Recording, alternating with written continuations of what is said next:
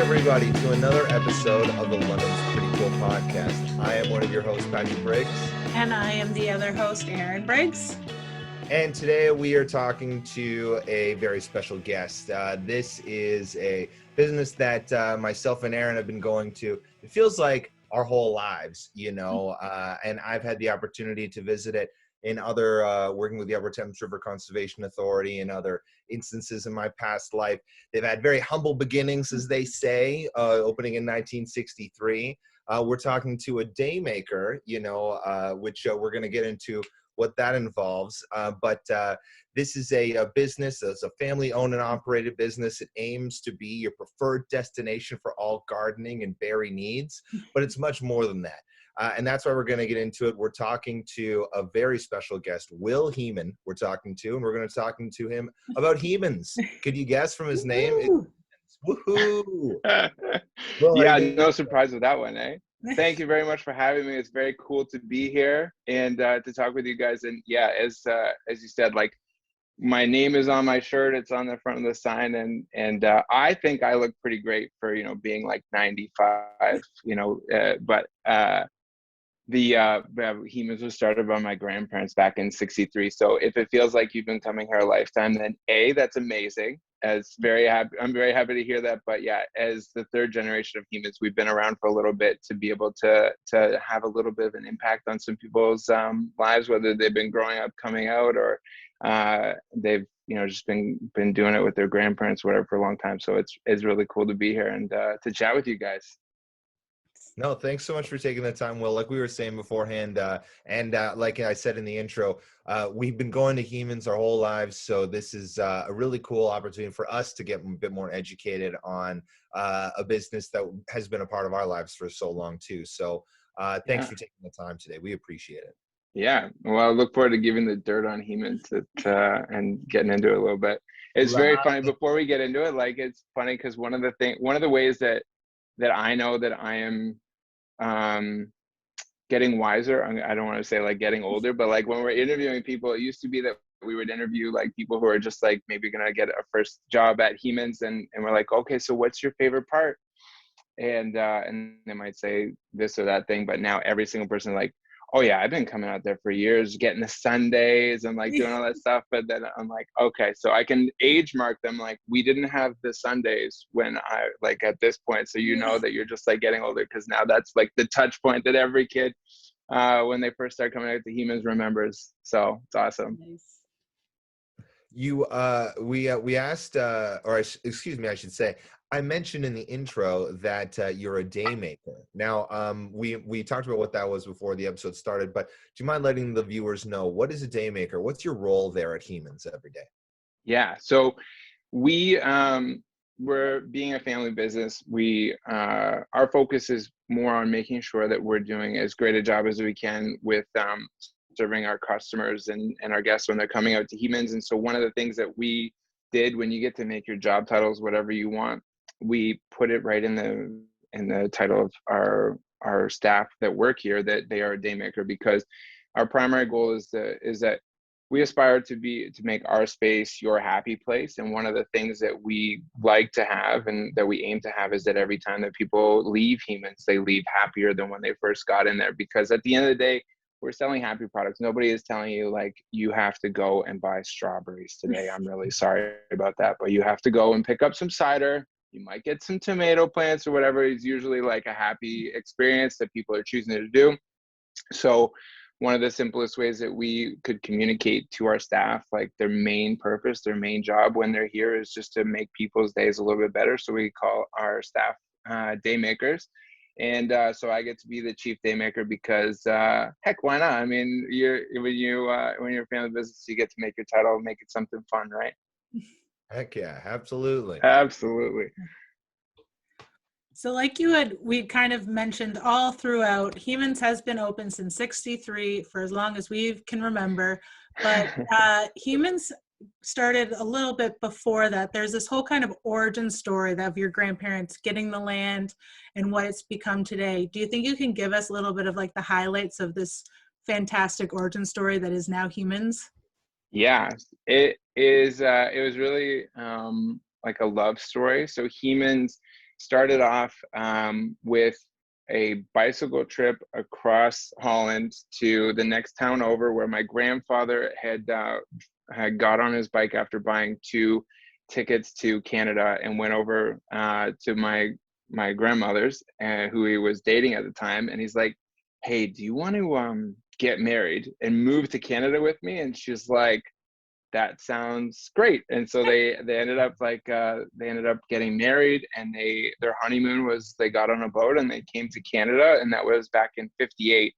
And then from there, they kind of had been bouncing around a little bit, and had originally started off here in the London area, and then made their way down to Blenheim and Toronto, and all the while at the end, after being around, there was something about being in the London area that really called to them. So they ended up buying the farm that we call home today at Heemans, like in '63. And when they purchased it, it was a 25-acre farm, and there was a half-acre patch of strawberries, which is kind of close to where if people are familiar with Heemans, it's kind of near where the goldfish pond is, just next to that now. And there was a cow. And so I mean, in very Dutch fashion, you could either be a dairy farm or a greenhouse. And so after being in the berry business for a little bit, my grandmother would always pester my grandfather, and because when she was growing up, grew up on a carnation farm. So during the war and before the war, her parents grew carnations in Alsmeer, which is where the flower clock is, this very famous region in Holland. So she grew up in that area, and so she always say to my grandfather, we should put up greenhouses. And my grandfather's like, I am a diesel mechanic who is moonlighting as a strawberry farmer, because he was working at International Harvester and like doing nights, and then during the day he was growing strawberries and farming. And she was like, we should put up a greenhouse. And so at that point, my grandfather got the hint. So then they put up a greenhouse, and that was in the mid '70s, which was awesome timing with the oil crisis. And so we first started, if anyone has been out to Heemans now, the greenhouse that is just right next to the checkout area, the beanery, where you're right now would be like a lineup for the checkout area. That was the original greenhouse, and the posts are a little bit narrow in there because those are the original posts. And we did hothouse tomatoes, and it did not go very well at all. And so they're like, all right, scratch that. Not going to grow these. There was like a stand at the front, and they would sell them to local people. And then we did wholesale flowers, and then that didn't stick around. And then we ended up getting into like retail bedding plants, which are like 4-pack annuals and stuff like that people would have. And that's when I was like, this is a good combination. So then from there, it kind of flourished. And then fast forwarding like 40 years, it became what you kind of experienced today. So yeah. It's such a great story of like this. It's great to hear like the whole origin story of how it just started as just a cute little love story. Hey, let's go over to Canada. Let's get married and go. And now look at what it is today. I skipped. So my grandfather he was at home, and it was a guy that was on a bike, because everyone's on a bike in Holland, right? And so he came over to the house looking to try to sell a ticket to deliver a ticket to one of my grandfather's brothers who was supposed to go, and he wasn't there. So he's like, "Was anyone else want to go anywhere?" And my grandfather was like, "Well, where do you have tickets to?" He's like, "Well, you can go to Australia, New Zealand, Canada, or the US." And they're like, Australia and New Zealand is too far, and we like Canada from what they did during World War II. So it's like, yeah, I'll take one of those tickets to Canada. If it doesn't work out, I can always come back. But it stuck, which I'm very happy about, because I quite love living here. So that's so interesting, right? Isn't that so funny how like little things like that can affect so many people, right? And just that little hint, like, hey, let's get a greenhouse going, let's get that going, has now like not only affected your family, but like an entire city and community for so many years. That's really interesting. There's a butterfly effect. Yeah. A big draw to Heemans, like you mentioned, is the strawberries, right? And the berries and everything. You're saying it's kind of pretty much always been the case. It sounds like, is that right? Yeah. for the longest time, so we started out in 63 and we were a strawberry farm since that point, but Heemans has not always been a place to go to get flowers or cider or honey and all the other things that people come and appreciate at Heemans these days. So it really did evolve over time. But even it's funny now when I talk to people, I feel like there's definitely like two major camps of people that I've seen people, like friends, get in arguments over it, where they're like, they'll either be like, oh, it's Heemans, like everyone knows Heemans, and then their friends like, what's Heemans? And it's like, what, you don't know what Heemans is? And I always appreciate like hearing how they introduce our business to their friends, because to some people it's that like place that they go to get pick your own or they get strawberries. And then more recently in the last decade or so, I would say there's been some people like, wait, you have flowers? I'm like, yeah, we've grown plants for like 30-40 years, but you know, as you guys have had lots of business people on it, and I think that every business person would say the first and foremost thing that you want is just like, I don't care how you know me, as long as you've heard of our business, that's the first start. But we started off as a strawberry farm, and then in the mid 80s, when my parents got married, they actually took on the strawberry business, and my grandparents were doing the flower business, and then my aunt along with them. And so it's kind of grown in tandem. And so Heemans has definitely grown humbly and more recently a little bit more rapidly, but it's definitely not always been just a strawberry place or like just the place that like you get plants. So yeah, it's kind of been cool to be along for the ride, because you know, in my lifetime, I'm 34 3/4,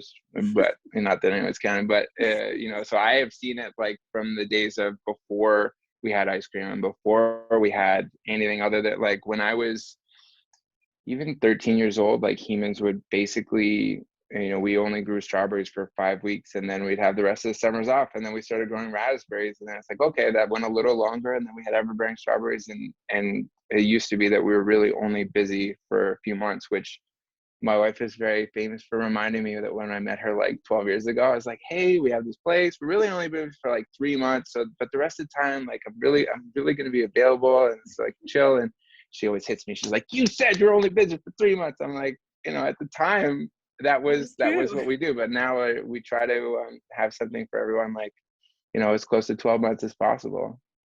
That's so cool. That's so cool how it's expanded like that, right? You're now like a full year-round business. That's so cool.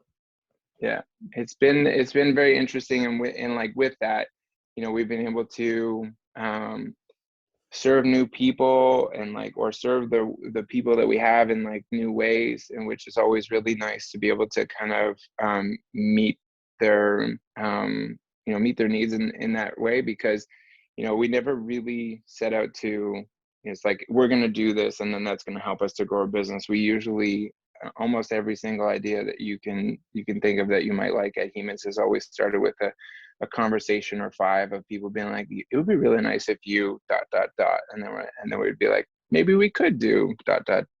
and then from there just kind of spurs it on. But you know, there's lots of really interesting things that could be done, or things that people are always like asking for, and so we're just looking to try to you know, just make sure that people continue to be like happy and have something that maybe draws them out at another time, and have fun doing it along the way. Speaking of, is that how Pick Your Own started? Is like, did enough people come up to you being like, I see fresh ones, I just want to grab Yeah. it, or too many Yeah. people just Yeah. doing that, and you were like, we got to do something about this? Pretty much, because when we first started, we didn't have Pick Your Own, and I say we, but this is like, I was a twinkle in my dad's eye, and my dad was 10 at that time. So, you know, for perspective, but when we first started off, we didn't actually have Pick Your Own.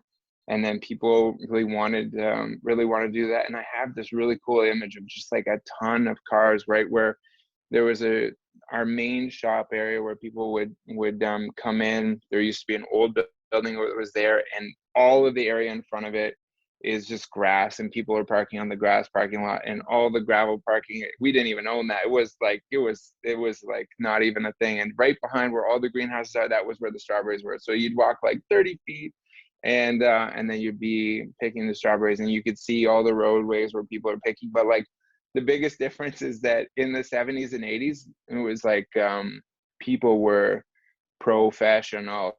They would be like, all right, I am here, and they've got 17,000 pounds of strawberries under their arms. They're like, I am here to pick strawberries. I am going to make jam. And so the amount of strawberries that some people would come in and pick, like it was insane. You know, I would just imagine one of those like old boat cars, and they would just put there's like the entire trunk is full and the whole thing is sagging. They're just like professionals, right? And now like we see a lot more people to come out and pick your own, but usually there's occasionally one or two who are like, give me my row, get out of my way, I am gonna pick strawberries. But most of the time the selfies come out and are like, hey, we're here, we're gonna grab some strawberries, and then we're gonna go down and we're gonna go get some ice cream or milkshakes and make a day out, which is equally great. It's just been kind of interesting to see the transition of like how people interact with pick your own and getting strawberries, you know? I didn't even think that could be a thing. Like it didn't pop into my head that somebody would be like, oh, well, I have my own, business with strawberries or something like that. And so I come here and I like purchase them en masse, or something. And at a certain point, you're like, I can't grow them fast enough. We have to figure something out. We have to limit this a little bit. That's so funny. Yeah. I kind of saw online when I was doing some research that with the Consummate professionals, research, love it. With the strawberry picking, your grandpa, I think, invented this thing so that people could lie on their stomachs to be able to pick the strawberries and not have to like bend down to grab it.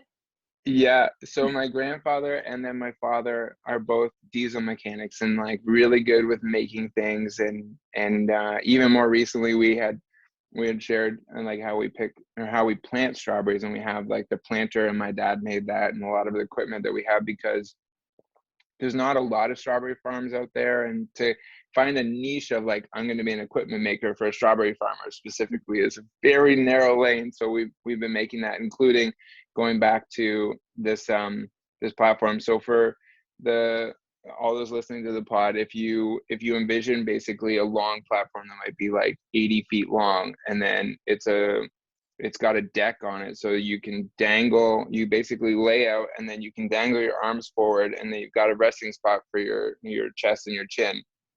And then it's got a little platform in front of you where you can go reach down really close to the strawberries without bending over and hurting your knees or your back. And then you can pick the strawberries and then put them in the tray in front of you. And then there would be people walking on the catwalk above it, collecting the full flats of strawberries and then bringing them off.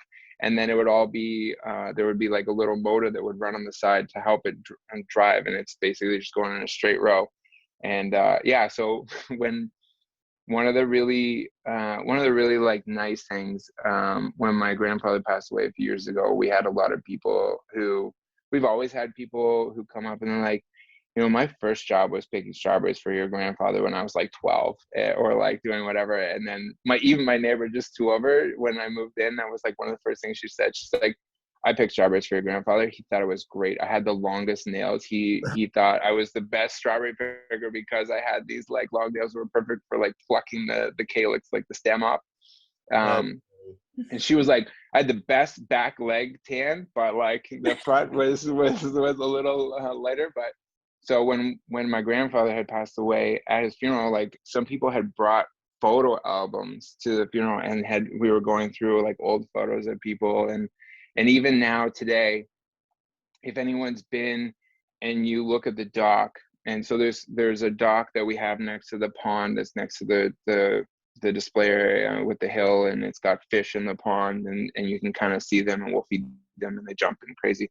But if you look out and you look straight ahead and off to the right, there's a diving board, like a double layer diving board. And you might have wondered like, why is that there? And it's because when in the 60s and 70s, when we would have like high school kids that are picking strawberries, they would pick in the morning until almost lunchtime. They would have lunch, and then they would go swim in the pond. And right over there where the dock is, we would bring in like truckloads of beach sand. So there'd be like a beach there, and then they'd go in and then they pick. And then my grandfather would be like, "All right, kids, get out of the pond. You got to go back to pick strawberries." And I'm like, "Oh, we don't want to, Bill." But yeah, so it's like, and now I remember telling some of our staff that, and you know, they were the same age as maybe the kids who were picking strawberries back then, 16, 17, 18 or whatever. And we're like, yeah, people would swim in this. They're like, ew, in this? Like, and we're like, yeah, this in the 70s, like this was about as good as you get, my friend. This was a pond, this is a pool right here. So yeah, lots of change, but like some things don't. So we had kind of we had tried to kind of get this interview completed. We were talking on email for a while, but when I had emailed you a couple weeks ago, you said that this is one of the busiest seasons for you, like almost busier than Christmas. Like that was like a big week getting stuff done. So why was that kind of one of the busiest times? And then what are some of the other busiest seasons that you find a lot of people are coming out to either pick or get their flowers?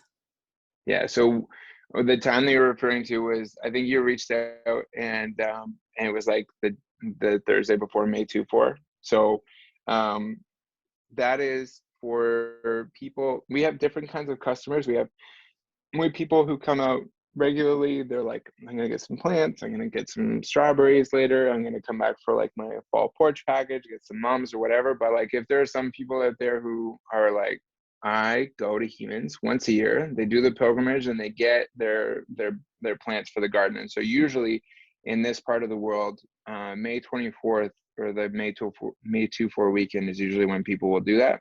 So over time, we've tried to be of interest to people outside of just May, but we still continue to do a very, very, very significant portion of our sales in May. And like that week that you talked about was definitely the busiest week of the year by far. We welcome like thousands of people out every day, which is, we're totally blessed and fortunate to have like some pretty serious and loyal supporters, which we're super grateful for. And now as we're recording, we're coming up into strawberry season, and we've just started with strawberries. And so at this time, you know, we're days away from opening Pick Your Own. We're days away from like really exciting collaborations with local partners on some cool things that we're doing just to celebrate strawberry season. But we go from one busy season in flowers, and then we go into another busy season with strawberries. And so if we were just one of those businesses, that would be busy, but we kind of like, I'm going to say that we love being busy because we just go from one thing to the next thing to the next thing. And so, you know, even just with our cidery right now, we have, just in the month of June, we have 5 special releases of like mead and cider, and we have like more than a dozen scheduled for the rest of the season ahead. So we're trying to always have something to draw people, to make sure that they're engaging with it, because you know, whether they are 18 or 81, one of the things that we love to have is that, you know, there's usually something for almost everyone in the family. Whether, you know, at the end of the day, like whether if you're 5, you'd be like, you know, you can get a sundae at the end if you're a good boy. And it's like, all right, I'm gonna do it. Or, you know, so, or if you just want to get some cider at the end of the rainbow, we try to have that. But, you know, it makes things like really exciting, and it also allows our staff to kind of be able to have more consistent employment, because we're very proud of our staff team, and it takes a lot of really awesome daymakers to pull off what we do. But being a seasonal business, it can be challenging if you're only really busy for that one period. So being able to have ourselves into like different areas of things allows us to extend the season and be able to retain some really great individuals. Whenever I seem to go to Heemans, which I guess I don't really know what times of the year, I just kind of go sometimes, they always seems to be busy. So what time would you suggest if people are trying to get there, avoid some crowds, they want to go and enjoy a Sunday without too many people? Are there any secret times that you're like, oh, this is kind of slow that people should Well, go in? I don't know if I should tell you that, Aaron, because you guys might blow up the whole city of London. And if I tell everyone to come at that time, I could make it that busy with the populator of the pod. But Oh usually, no. oh No, no. no. But usually, when people there are some, so I'll say like some, if you're coming in May, it's always going to be busier than if you're coming in August. But usually, if you're coming after 4 o'clock or like between 5 and 8 is always going to be the most quiet. Doesn't matter when that is. I know it's weird for those people who are listening and they're like, wait, but that's the time when I'm off work. And Yeah. but there is a surprising number of people who either have flex time or are retired or are on mat leave or just like taking a day to do it. So usually in the evenings on weekdays is always going to be like that sweet spot to be able to come out and just have the place to yourself. But I can always tell if like somebody is one of those quote unquote programs that only comes and they'll come out and it will be like a pretty decent day, like in the fall or in Christmas. And they're just like, I have never seen it so like quiet before. And I'm like, you've only come on May 2 for a weekend, haven't you? You're like, so it's just a different level. There's always like different ebbs and flows to the season. So it's another reason, I guess, check it out. If you've only come at one season, we do really like kind of embrace those. So there's lots of different things, whether it's like in in the fall and you have like the porch package season, or whether it's like when we turn the whole greenhouse into like a jungle in the wintertime with a whole bunch of houseplants. So, Nice. Well, speaking of all the cool stuff that you have going on here, I just wanted, I kind of forgot to ask this earlier, I apologize, about the pick your own. How do people get involved in doing it? Is it as simple as just walking in and grabbing a basket? Yep, it can be that simple, my friends. You just show up. So we do have we have baskets that are available for people to pick, and we have our staff are all dressed in red with giant strawberries on their back, so they'll be there to kind of like show you the way. If it's a day where the field is a little further away, we have like a wagon ride out with a tractor to go out to the field. But you just go out. Really, this year the field is like right behind where the entrance is. So you go in, you can pick the basket that you would like to, I should say, select the basket that you would like to pick into, and then you just pay for that. You go out to the field and you can plunk down. Oftentimes, if there's multiple varieties that are available and ripe, you'll have like analysis paralysis because you might have to have a decision on hand.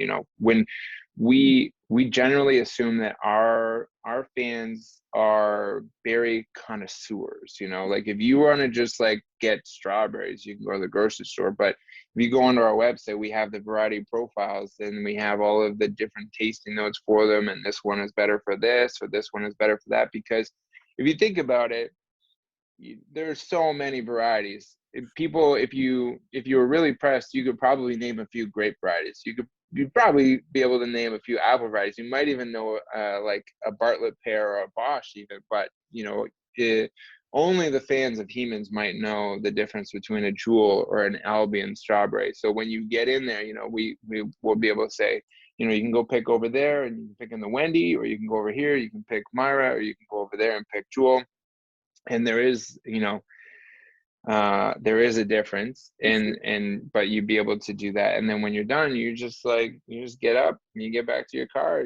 You can head home, or you can head over to the greenhouse, and you can I know it's kind of funny because some people will go and they will get a smaller basket, and they'll break out that selfie stick, and they're just like photo shoot, pose, and then they do that, and then they're like, great, we've got ours. And then when they go to the drive-through, the berry drive-through, and then they drive up and they'll get some more strawberries, or they'll get a sundae, and that just to actually have enough for freezing or jamming. But pick your own is really that simple. And the information's online for how to do it and where to go and all that stuff. But like Aaron was saying, you don't really know when you go, you just kind of show up. And I usually say, like, you can just follow your heart and it'll lead you to Heemans. If you're like, all right, we're gonna go back and do that. But the pick your own is always like in the same spot, just south of the main location there, so it's easy to find. Awesome. Perfect. Well, speaking of the heart, Heemans is a family-owned and run business, which is really cool, and something that London has a couple of, and they should be very proud of, which is very cool. Speaking of, now, do you think working with your family is part of the reason Heemans has been successful?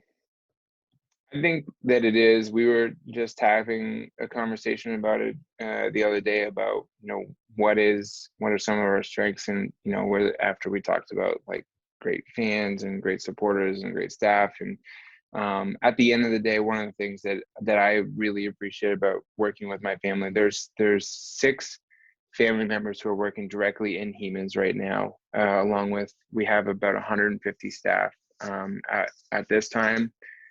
They work in the greenhouse and then more in other businesses, but the commitment and focus on the same goal. One of the things that's really, I think, special is that even though we have so many different things that are going on in different divisions, we each have a level of trust in each other who are working in those areas, that they're going to do things and be able to do them to a level that we're proud of, because we like to have consistency. So when people come out to Heemans, they can kind of imagine, or the standard, even if they've never tried the new product or something, whether it's like our honeys or whether it's the cider, which are a little bit newer, that they can kind of know that it's going to be of a certain standard.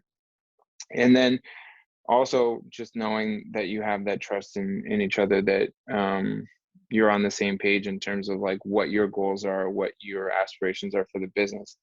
I listened to some of the pods that you guys had done before, and specifically just talking with like Gavin from Anderson's, which is a friend of ours, and being able to support a lot of community causes and being able to put your money where your heart is and like reinvest in your community. I really feel strongly that, especially through the last couple of years, people really doubled down, whether it was like the buy local movement or like the local food movement. All those things are so important.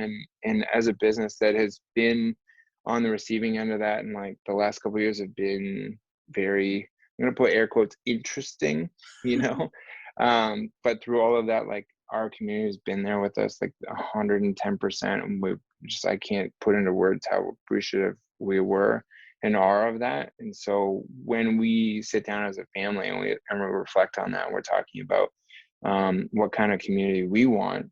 I think that, the analogy of like some businesses being like duct tape coming in and like taking and just it's not the kind of business that we want to be. So whether it's like doing some of the supporting the different causes that we do, or working with different organizations to do cool things and to be able to put a spotlight or to collaborate with those other businesses to try to cross-pollinate, pun intended, some of that stuff. I mean, that's just awesome, and I'm really grateful to be able to work alongside family that are 110% on the same page with that, and unified in like what we see as a larger vision for what Heemans is and should be in the community. It's really cool that you're able to like you said, you referenced the Andersons, and yeah, like you're able to put your heart where your money where your heart is, like you said, and I think that's really cool. You mentioned that you've been able to like work with different organizations and things. I mentioned in the intro, I used to work with the Upper Thames River Conservation Authority as a tree planter years ago, and we came over to Heemans, and it was so long ago, I don't remember if we were delivering trees or picking up trees, but like could you give us an example of something like Upper Thames or something like that, one of these organizations that you enjoy being involved with, and what you accomplished together? So just to go down your memory lane for a second, I don't know if it was like John Enright or Brenda Gallagher, but like, I mean, when I was a kid, I did 4-H with Brenda, and I was just talking to her on the porch just like the other day. But So we would host Upper Thames, and they would people would come and they would store the trees in our cooler, and then people would come pick them up at that place to like for their tree orders. But just in terms of like different local organizations that we do, or like that we've worked with or supported. We've worked with like Youth Opportunities Unlimited, and we did like a rare plant sale where we raised over almost $9,000 to go to that one. More recently, we work with. I'm on the foundation board with St. Joseph's Healthcare Foundation, so I'm the current chair of like the Breakfast of Champions, which is the event that raises money and awareness for mental health in London. And mental health is definitely one of the causes that we feel very passionately about. So we have our like photo wall, like our joy sign that we've had before, and so when people take photos of that or pose, we've raised money and supported the CMHA here in the local area, and then coming into it, we were just talking to the London Food Bank more recently, just last week, just to coordinate with them, because we usually donate between $30,000 and $50,000 worth of strawberries every year to them, and that goes out to Salvation Army and my sister's place, and like a whole network of people, and so. Yeah, and we've community centers and hospitals, and then even just like the number of like small organizations where they're doing a community pollinator garden, or the number of like third grade teachers that reach out and they wanted to be able to do some seed starting with their kids for a unit. It's like, yeah, so it's just like there's a lot of those little things which we think are really helpful, just because they're not a big deal for us to be able to make that donation or to make that connection partnership.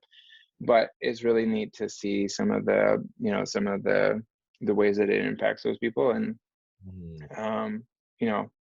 I just think that's really cool. Like, why would you not try to make a positive impact on your community and do those kinds of things? It's how you build community, right? Yeah. Community is definitely not like a community is like a relationship. You always have to work on it, and it is what it is what you put into it. If you put in a lot, you're going to get a lot back. And I know I've heard you guys talk a lot with different groups, and like some of the ones you profiled with like in Oldies Village, and like that is a perfect example. Like the reason why I think that these communities are special is because the people in them, the people that you've had on this podcast, are special, and they care and they have heart. And when you are passionate and you care about something that much, people can't help but take notice. Like it's tangible. You can feel it, you can see it. And I think that's special. I completely agree.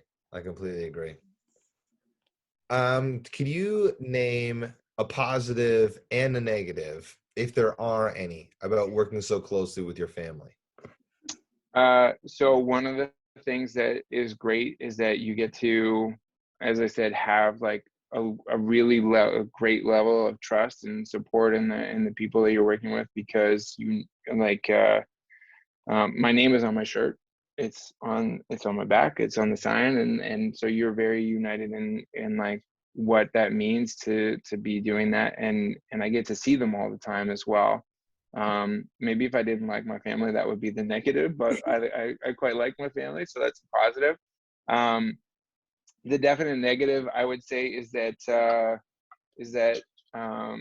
when you're hanging out with other extended members of your family, like my sister who's not involved, and my wife and everything else, like sometimes those conversations when you're having those family meals can devolve into like a board meeting where you're just like so like I was talking to Anna about the tomato crop, and like we're just wondering about this Friday, and then my wife just like elbows me and she's like, no business at the table. And I was like, right, wrong meeting. But I think one of the positives with that is that I now have 2 kids, 4 and 3 months, and then my brother and sister-in-law, who are both in the business, have a child, and so there's more of those distractions and things outside of work that we get to talk about, which is, I think, a positive for everyone in our family, both in the business and not in the business. So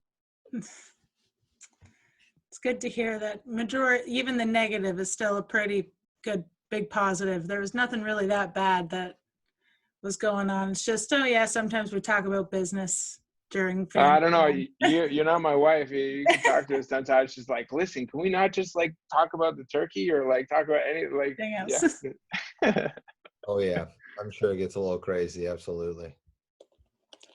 There, one of the like funniest ones. This was an acceptable example of like business meets like a family dinner. We had like before we had started the hard cidery, we were working on recipe development, and so it was like the Christmas dinner right before we had launched that, and we had a whole bunch of ciders from across Ontario and New York and Michigan, and then we had our recipes, and then we were basically, we had to drink our way across the region in terms of all the ciders, and like giving critiques and feedback about which one we liked. And I don't know if it was the ciders at the end or just me, but like at the end they were all tasting great. So there's like 44 of them. So we were but there's some benefits that way, whether it's being able to bring home fresh strawberries all the time or some of the other stuff. So Well, that is a fantastic segue into kind of my next question, getting into the cider and the mead that you guys started creating. I've had some of the cider, you're enjoying it some now, it's delicious. What kind of made you guys start creating these products and like deciding to get into the whole cidery business?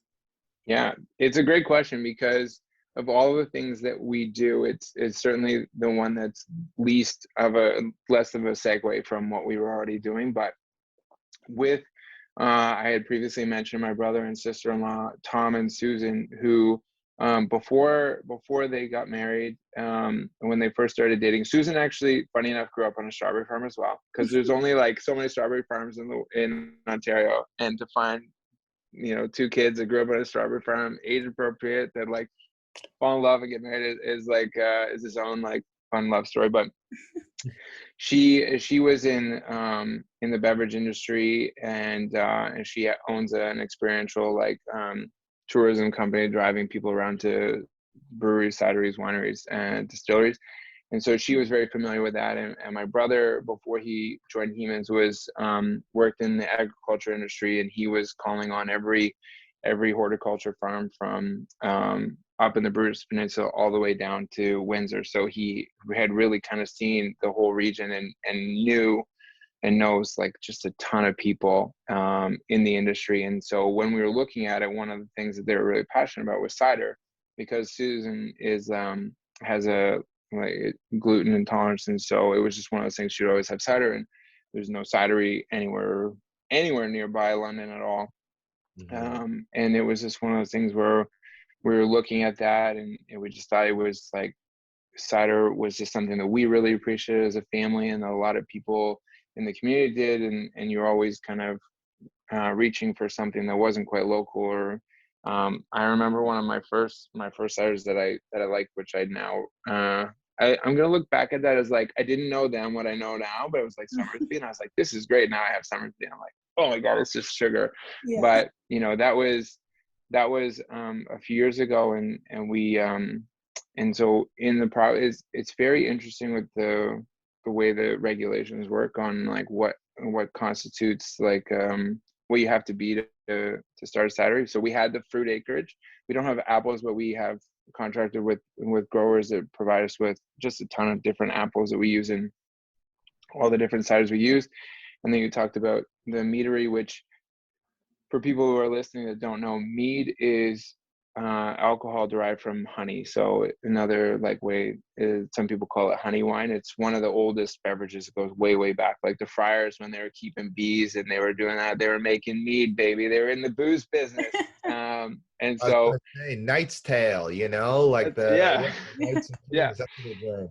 Yeah, they knew us up. So like with those, we had first started with doing the ciders, and we had like we did the launch, and it was very interesting timing. So when we went through the whole process, we started and we made our first batch. It was 1,000 liters, and because at that time, like even now, in order to get your your retail license, you have to have a production license, and in order to and you have to have basically made something in order to be able to retail. And so you had to make a batch, and so our first ever batch that we ever made like was the first batch that we sold, and it went and we sold all 1,000 liters in the first day on like Wow. November 2nd. And so we were sold out. We're like, cool.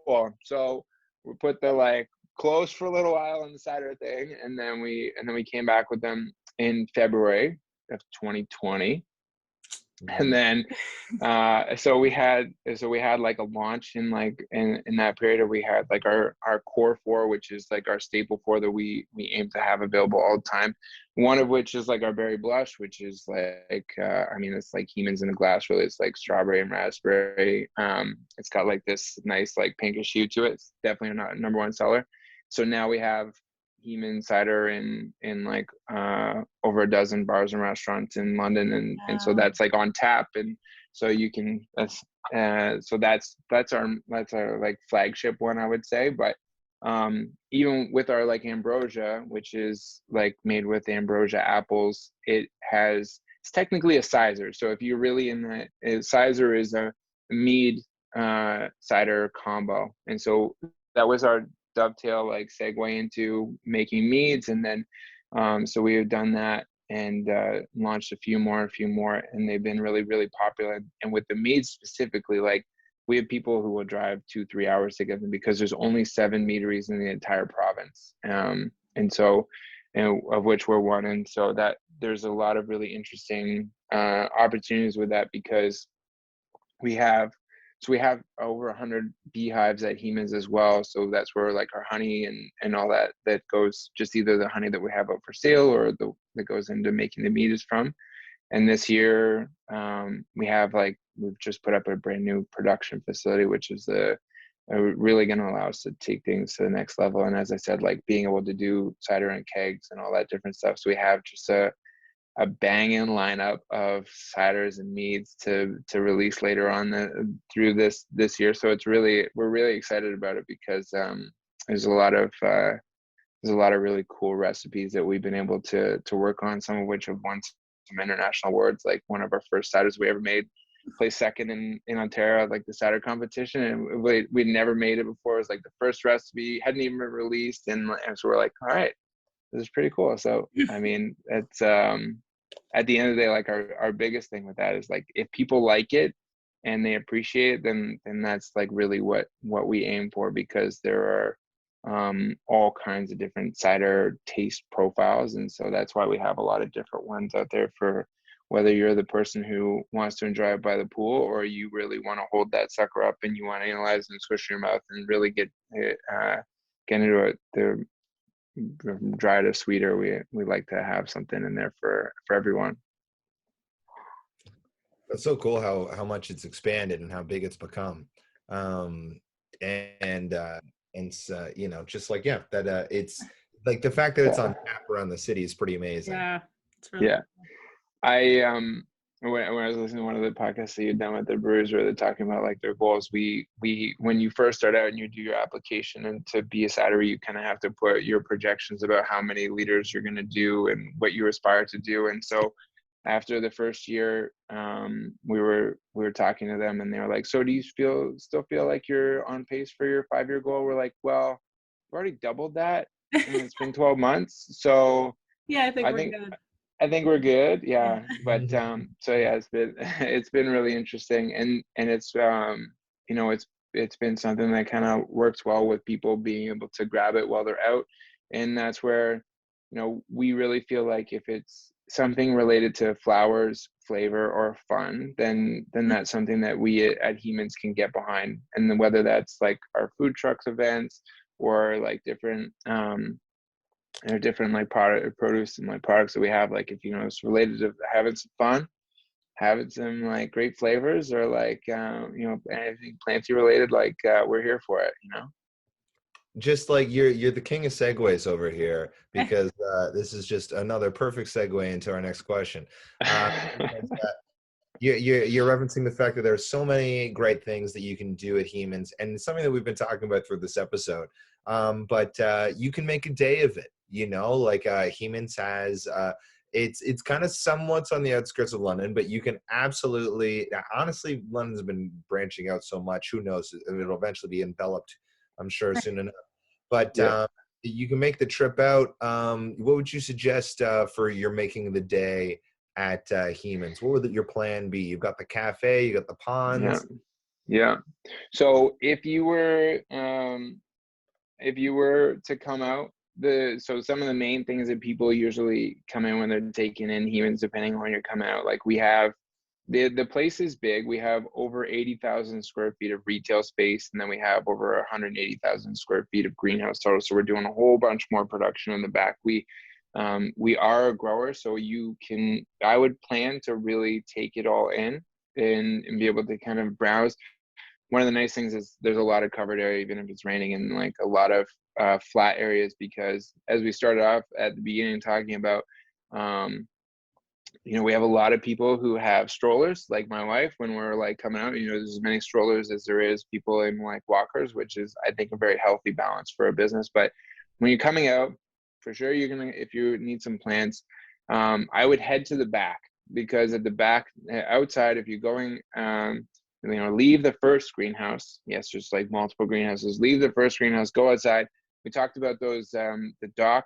You got to see that. So there's a pergola that's over top of the dock. Look over the edge.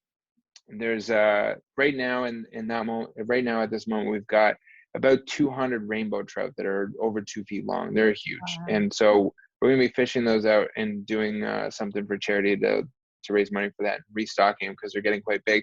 But when you stand there, you'll be able to look across, see some of the greenhouses that we're growing in, and then just over to the left, there's a giant windmill on top of the hill. Explore that. Right now, tadpole city, baby. There's all kinds of tadpoles and frogs, and so we find that anyone who has young kids, they just love being able to go see the fish and then go up. And then there's like pathways through this display gardens. We've got pools that the water spills down. You can check that out. If you wanted to, you could kind of do that as like an after, because you can head up to the front, and we have our berry beanery where we serve ice cream.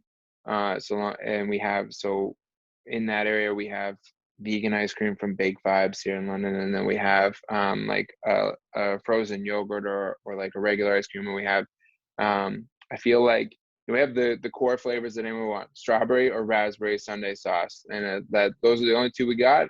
Those are what we grow, and they're great. So if you're like, I don't know, like, trust it, try the strawberry, try the raspberry.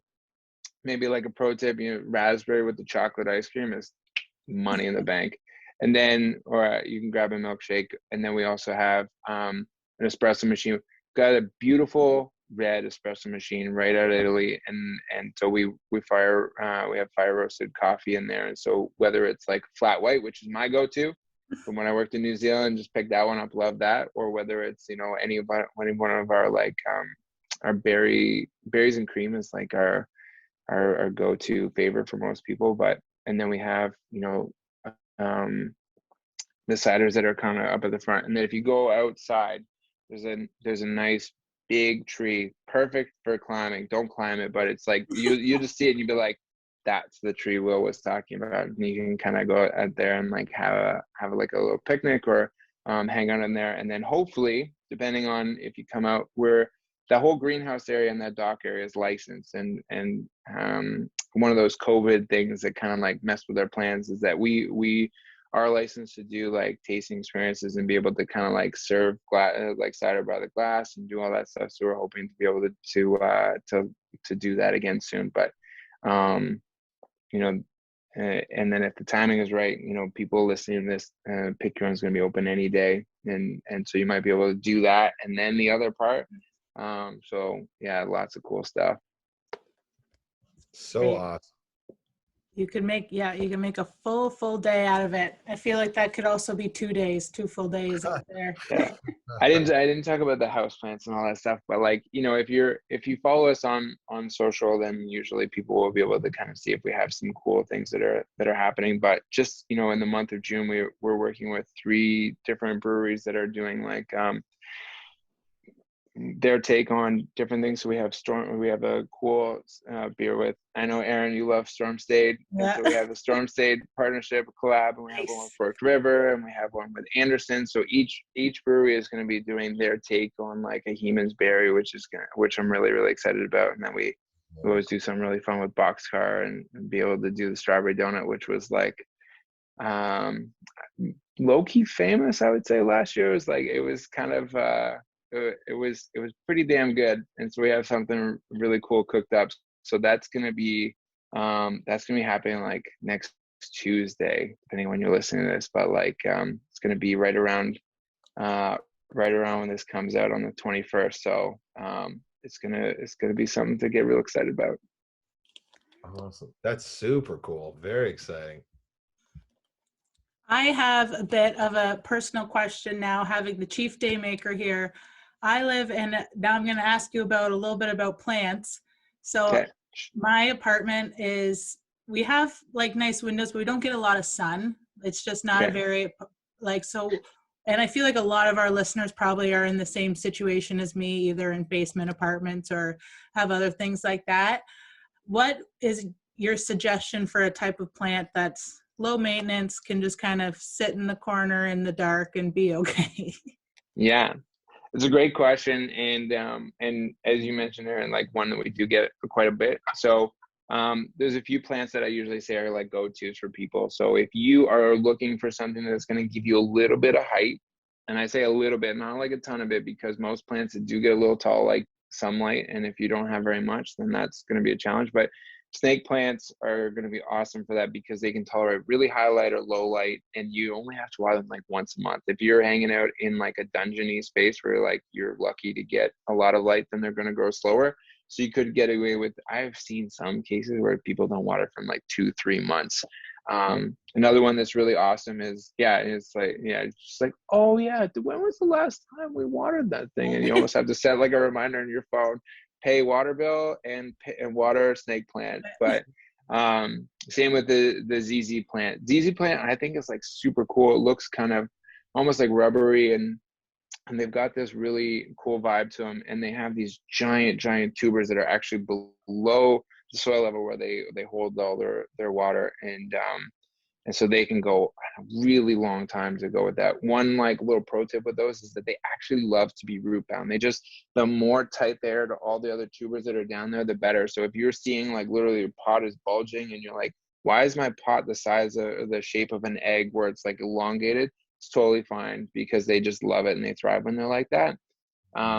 The other one that's really great is a pothos. That's going to give you something different. The pothos is going to trail down, and it comes in really cool colors. One of the things that we love about it is that it's affordable, it's readily available, and it has really cool variegation like leaf colors, which right now in the plant game, a lot of people love variegation. You just have to pay through the nose for it. So with like pothos, it looks great, it's super cheap, and like it's easy to care for. So it's just like the trifecta. It's a win-win-win, baby. And then if people are like, Will, I want it to flower, then you could go with like a peace lily, and peace lilies, they have this like nice white flower on them, and they can tolerate low light.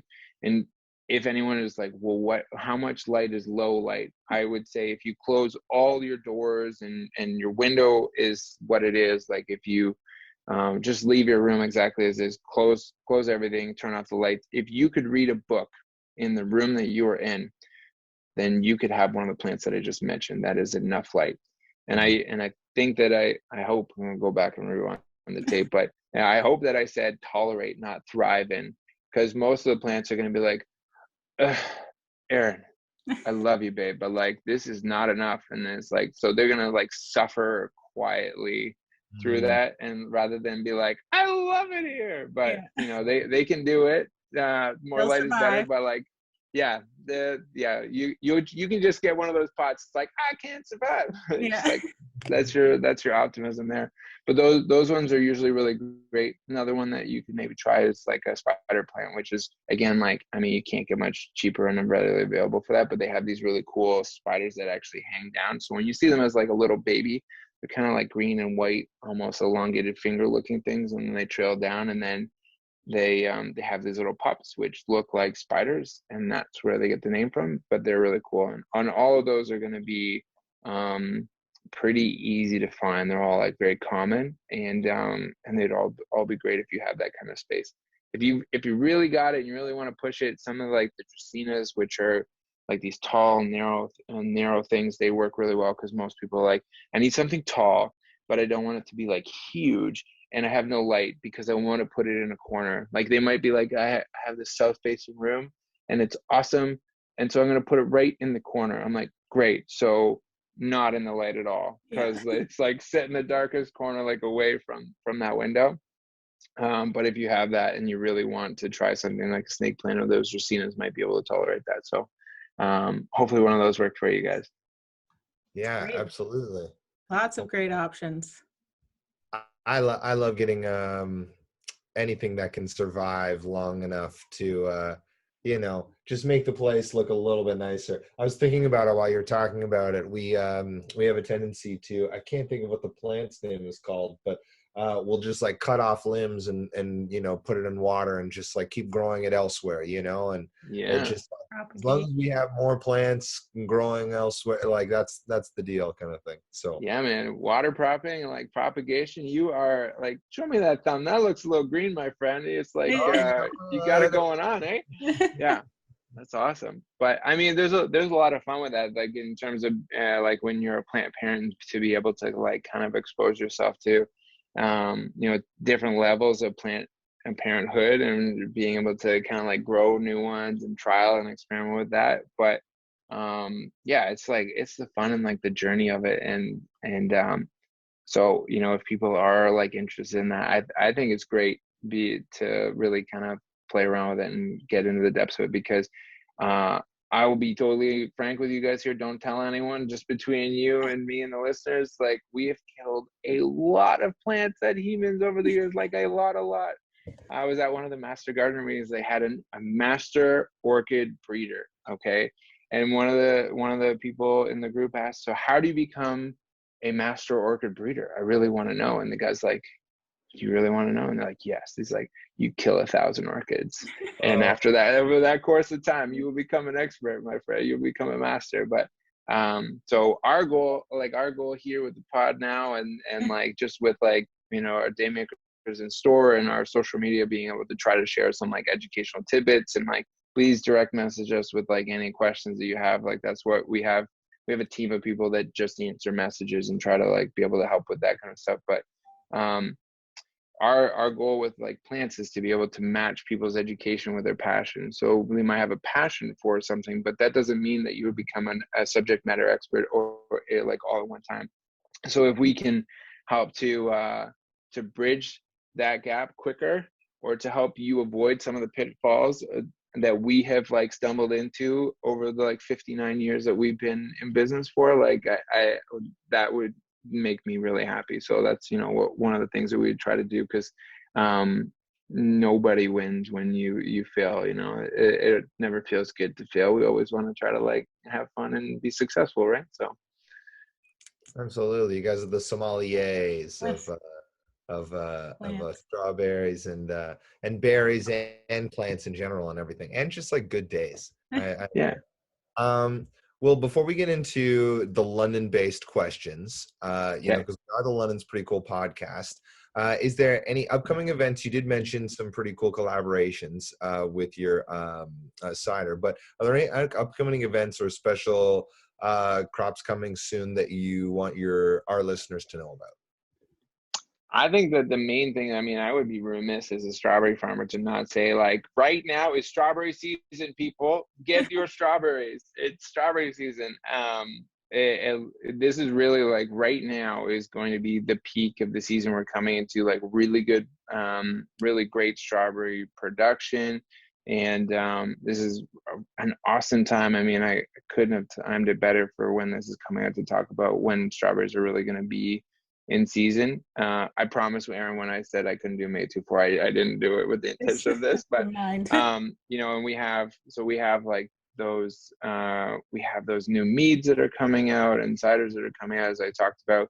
And if you are at some of the local like food and beverage festivals through the city this year, you know, look for the big white tent with the friendly daymaker under it, because we're actually going to be out at some of the like the beverage events as well with like our cider team.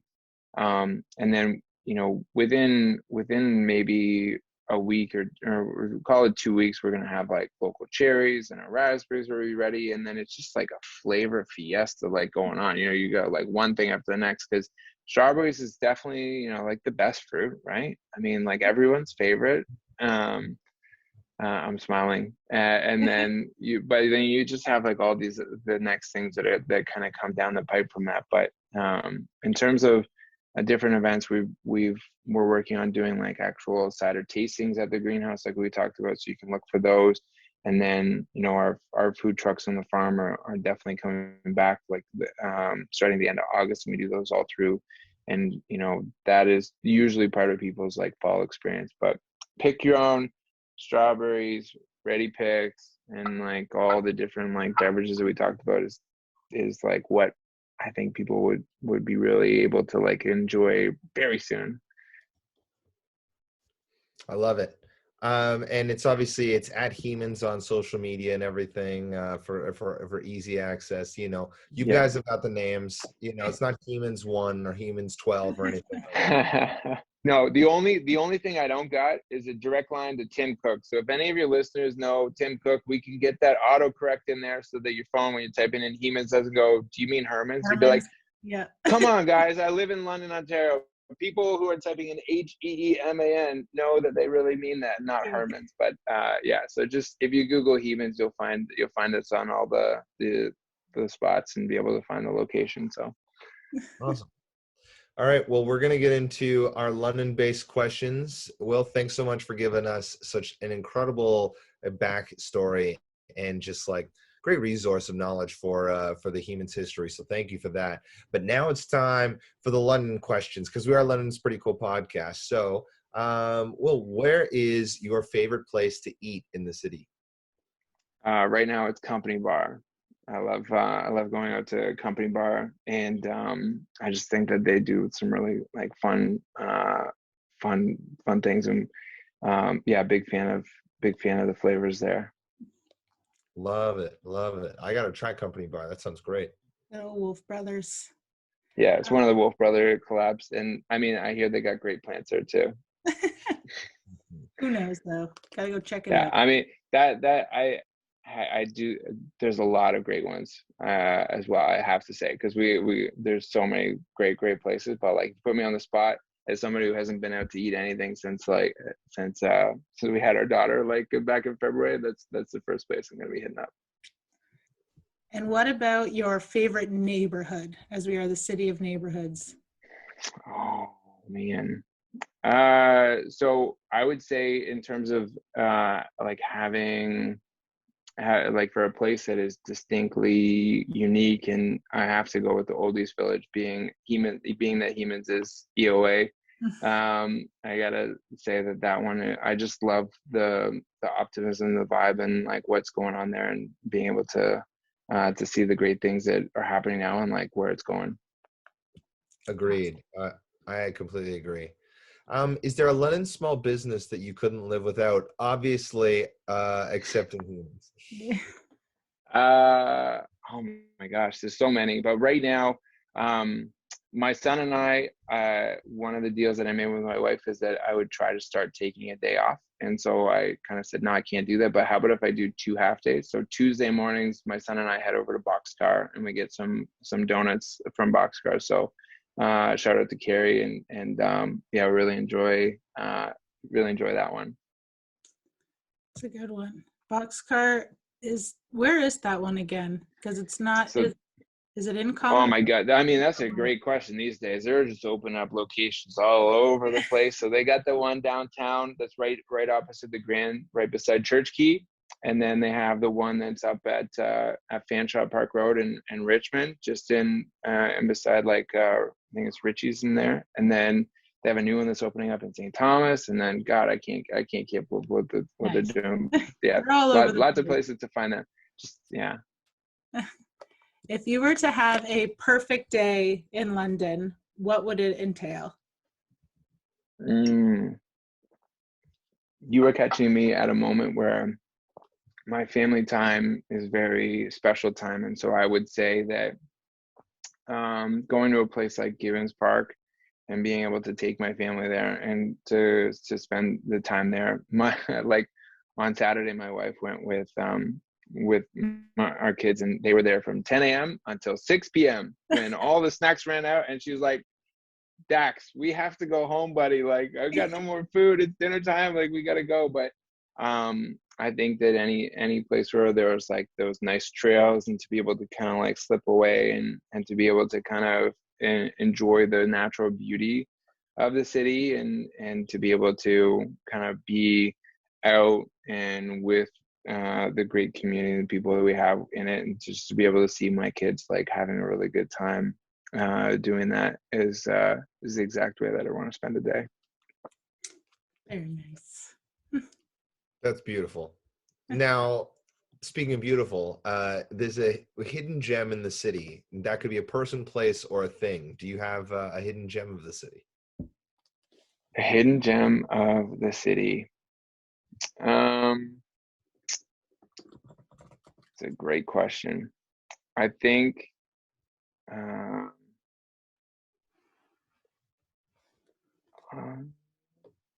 gonna edit out all the pausing.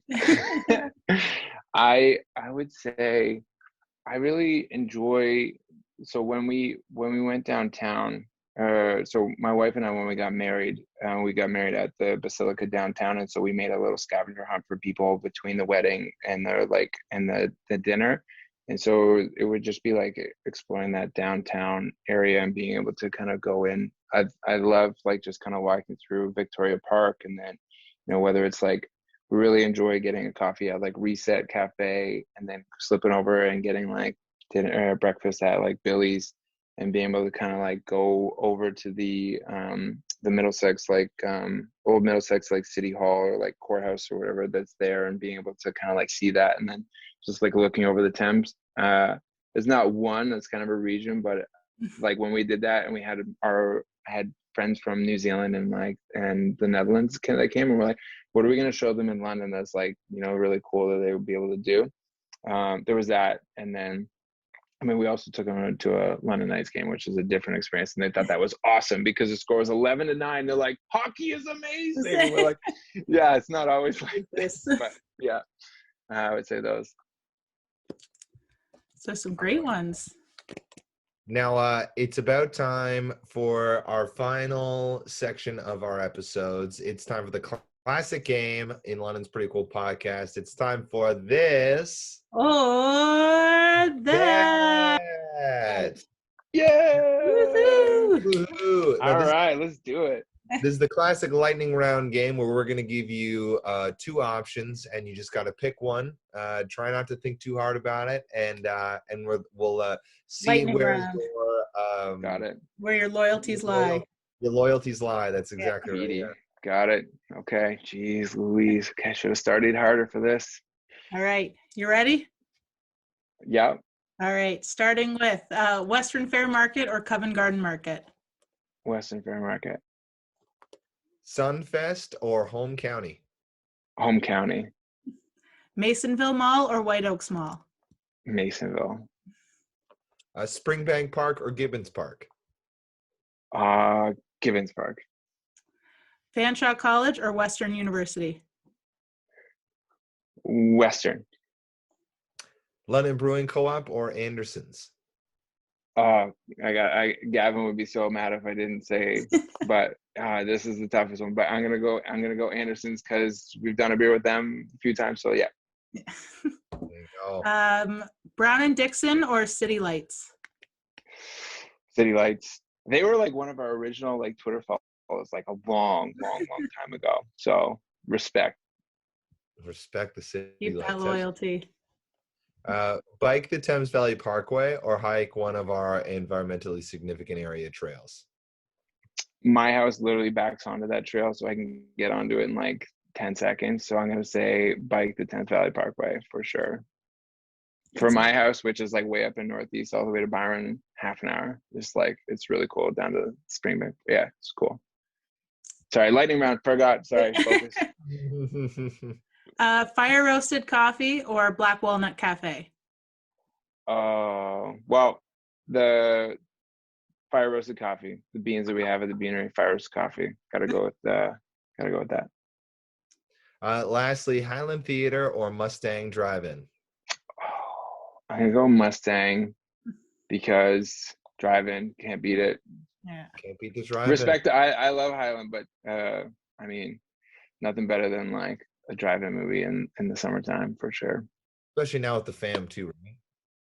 Yeah, I mean, I don't know how that we're like, works. hey, the Paw Patrol movie came out, but it starts at 9 o'clock and your bedtime's at 8. So yeah, we're not doing that. Yeah. Gotta work on that. Gotta work on the bedtime thing. Yeah. Later in life. Yeah. Later in life, something to look forward to. Gotta leave a little meat on the bone for him. Well, that's this or that. Congratulations, you made it through. Oof, oof. Yes, thank you. I mean, that was good. Thank goodness. Well, that's pretty much it for the episode. We really want to thank you again for taking the time today to give us the history of Heemans, the rundown of what goes on in the daily, expectations of what to see when you go there and everything, and really just giving us like a great chat. So thanks so much for taking the time today. It's been really great. Yeah, Patrick, Aaron, I just want to say thank you for having me on the pod. It's been awesome spending some time with you and your listeners. I love the idea. It's an honor to finally make it on the show.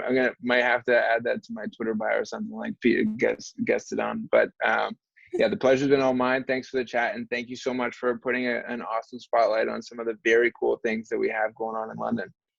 Well, the award's already in the mail. The award of being on our podcast is in the mail, so don't worry about it. Perfect. Awesome. I'll look for it. Hey, this is Will from Heemans, the greenhouse strawberry farm cidery, and you are listening to London's Pretty Cool podcast.